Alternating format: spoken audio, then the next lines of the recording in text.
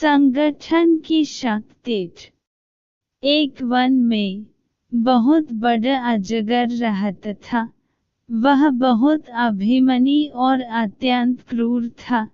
जब वह अपने बिल से निकलता तो सब जीव उससे डरकर भाग खड़े होते। उसका मुंह इतना विकराल था कि खरगोश तक को निगल जाता था। एक बार अजगर शिकार की तलाश में घूम रहा था। सारे जीव तो उसे बिल से निकलते देखकर ही भाग चुके थे। उसे कुछ न मिला तो वह क्रोधित होकर फुफकारने लगा और इधर उधर खाक छानने लगा। वहीं निकट में एक हिरनी अपने नवजात शिशु को पत्तियों के ढेर के नीचे छिपकर स्वयं भोजन की तलाश में दूर निकल गई थी। अजगर की फुफकार से सूखी पत्तियां उड़ने लगी और हिरनी का बच्चा नजर आने लगा। अजगर की नजर उस पर पड़ी। हिरनी का बच्चा उस भयानक जीव को देखकर इतना डर गया कि उसके मुंह से चीख तक न निकल पाई। अजगर ने देखते ही देखते नवजात हिरण के बच्चे को निगल लिया। तब तक हिरनी भी लौट आई थी, पर वह क्या करती। आंखों में आंसू भर जड़ होकर दूर से अपने बच्चे को कल का ग्रास बनते देखती रही। हिरनी के शौक का ठिकाना न रहा। उसने किसी न किसी तरह अजगर से बदल लेने की ठान ली।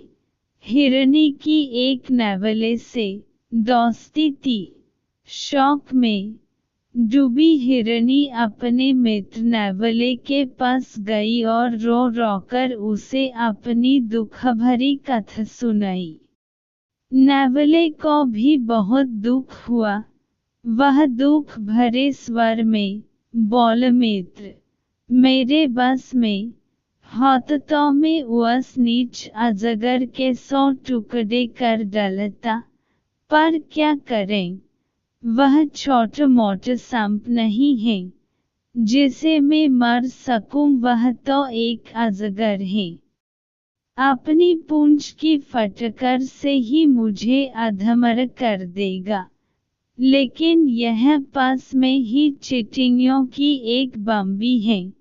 वहाँ की रानी मेरी मित्र है। उससे सहायता मांगनी चाहिए। हिरनी निराश स्वर में विलाप किया, पर जब तुम्हारे जितना बड़ा जीव उस अजगर का कुछ बिगड़ने में समर्थ नहीं है, तो वह छोटी सी चींटी क्या कर लेगी। नेवले ने कहा, ऐसा मत सोचो। उसके पास चींटियों की बहुत बड़ी सेना है। संगठन में बड़ी शक्ति होती है। हिरनी को कुछ आशा की किरण नजर आई। नेवला हिरनी को लेकर चींटी रानी के पास गया और उसे सारी कहानी सुनाई। चींटी रानी ने सोच विचार कर कहा, हम तुम्हारी सहायता करेंगे। हमारी बम्बी के पास एक संकरीले नुकीले पत्थरों भरा रास्ता है। तुम किसी तरह उस अजगर को उस रास्ते से आने पर मजबूर करो। बाकी काम मेरी सेना पर छोड़ दो। नेवले को अपनी मित्र चींटी रानी पर पूरा विश्वास था, इसलिए वह अपनी जान जोखिम में डालने पर तैयार हो गया। दूसरे दिन नेवला जाकर सांप के बिल के पास अपनी बोली बोलने लगा। अपने शत्रु की बोली सुनते ही अजगर क्रोध में भरकर अपने बिल से बाहर आया। नेवल उसी संकरे रास्ते वाली दिशा में दौड़ा। अजगर ने पीछे किया। अजगर रुकता तो नेवल मुड़कर फुफकारत और अजगर को गुस्सा दिलकर फिर पीछे करने पर मजबूर करता।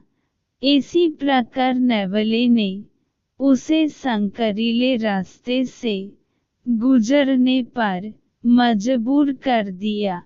नुकीले पत्थरों से उसका शरीर छिलने लगा।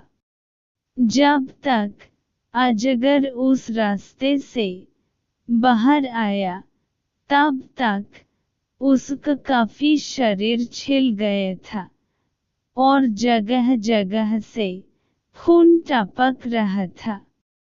उसी समय चींटियों की सेना ने उस पर हमला कर दिया।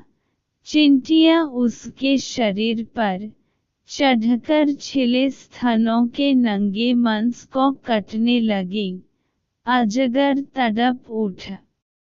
अपना शरीर पटकने लगा जिससे और मांस छिलने लगा और चींटियों को आक्रमण के लिए नए नए स्थान मिलने लगे। अजगर चींटियों का क्या बिगड़ता, वे हजारों की गिनती में उस पर टूट पड़ रही थी।